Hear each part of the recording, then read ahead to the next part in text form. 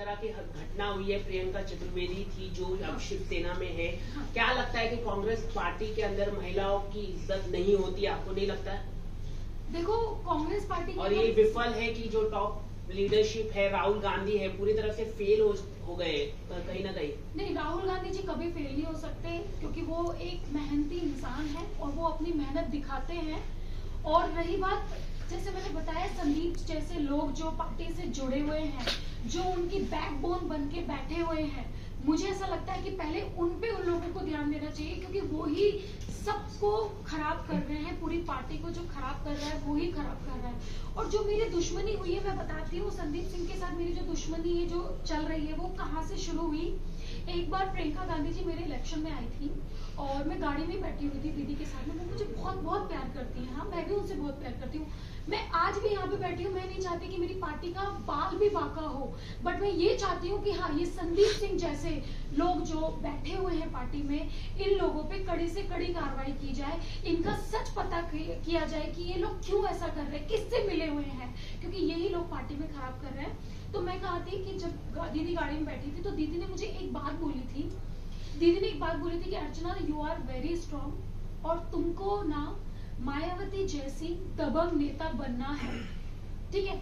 ये बोलते दीदी के, और मैंने कहा हाँ दीदी, आपका सर पे हाथ रहेगा तो मैं उनके जैसा बनने की कोशिश करूंगी। इस बात पे इसको ये लगा कि भाई अब दीदी इसकी क्लोज हो गई है, और मतलब ये नहीं चाहता कि मैं एक दलित परिवार से आती हूँ, ये नहीं चाहता कि कोई दलित परिवार का कोई लड़की या कोई लड़का या दलित परिवार का कोई बच्चा आगे बढ़े, क्योंकि ये हमारे समाज से स्टार्टिंग से ही जुड़ता आया है। आप यूपी उठा के देख लीजिए, कहीं भी हमारे समाज का ना जिला अध्यक्ष है, ना कोई प्रदेश अध्यक्ष है, यहाँ तक कि कोई प्रदेश अध्यक्ष भी थे अपने बृजलाल खाबरी जी, उन्होंने इनको तक सस्पेंड करा दिया।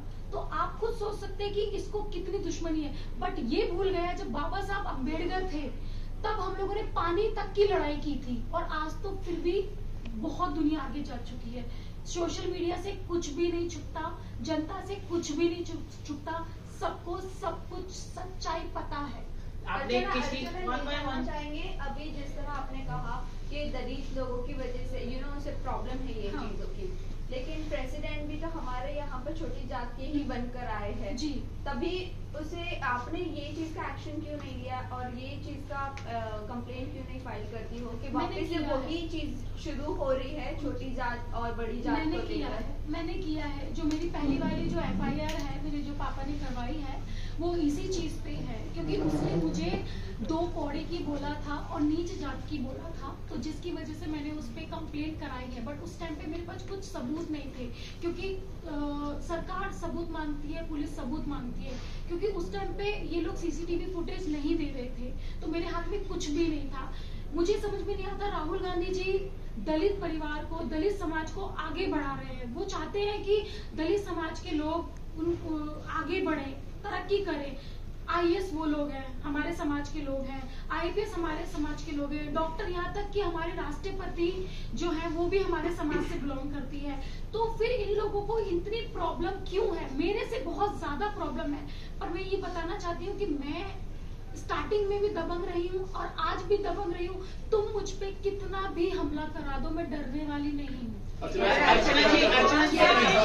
एक सवाल है, जैसे आपने कहा कि दिल्ली में बहुत भीड़ थी कार्यालय में जिन्होंने हमला किया, तो आपको क्या लगता है कि पूरी जो भीड़ थी उसमें सब ऊंची जात के ही लोग थे या कोई दलित वर्ग के भी थे जिन्होंने आपके ऊपर हमला किया? अगर दलित वर्ग के थे और हमला किया तो उन्होंने क्यों हमला किया? पहली बात तो जितनी भी औरतें थी उनको मैं बाय नाम से जानती हूँ, मैं किसी कास्ट पे उंगली नहीं उठा रही हूँ। बस मुझे इतना पता, उनमें से कोई भी मेरे समाज की लड़की नहीं थी, क्योंकि मुझे लगता है कि अगर कोई मेरे समाज की औरत होती तो शायद वो मुझे इस तरह नहीं देखती। और मुझे समझ में नहीं आता कि वहां पे धरना दिया जाता है बेटियों के आरक्षण के लिए, सब चीजों के लिए। यही औरतें जो कांग्रेस में जो ये औरतें हैं ना, ये जो महिला अध्यक्ष की जो ये लड़कियां थी, जो संदीप के कहने पे धरना देती है, प्रोटेस्ट करती है, क्या इनको थोड़ी भी शर्म नहीं आई है कि आप तो एक तरफ लड़की हूँ, लड़ सकती हूँ का धरना दे रही हो और एक तरफ आप मुझे बोल रही हो, दीदी का नाम मिट्टी में मिला रही हो? थोड़ी भी शर्म नहीं आई?